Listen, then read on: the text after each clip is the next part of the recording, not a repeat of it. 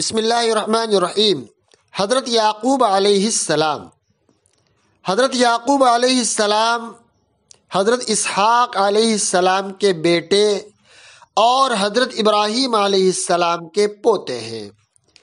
آپ علیہ السلام بڑے ہونے کے بعد اپنے والدین کے مشورے سے شمالی عراق کے شہر چلے گئے۔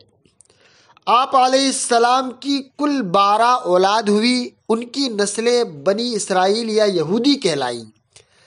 حضرت یعقوب علیہ السلام کے بیٹے یوسف علیہ السلام کو بھی اللہ تبارک و تعالیٰ نے نبوت مرحمت فرمائی۔ حضرت یعقوب علیہ السلام تقریباً 20 سال اپنے مقام پہ رہ کر اپنے وطن کنعان یعنی فلسطین چلے گئے۔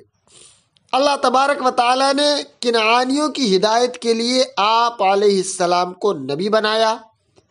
آپ علیہ السلام نے بادشاہ وقت اور اہل کنعان کی توحید یعنی ایک اللہ کے ماننے کی دعوت دیتے رہے اور شرکیہ باتوں سے ان کو روکتے رہے۔ پھر آپ علیہ السلام بڑھاپے میں اپنے بیٹے یوسف علیہ السلام کے یہاں مصر چلے گئے اور مصر ہی میں آپ علیہ السلام کی وفات 147 سال کی عمر میں ہوئی۔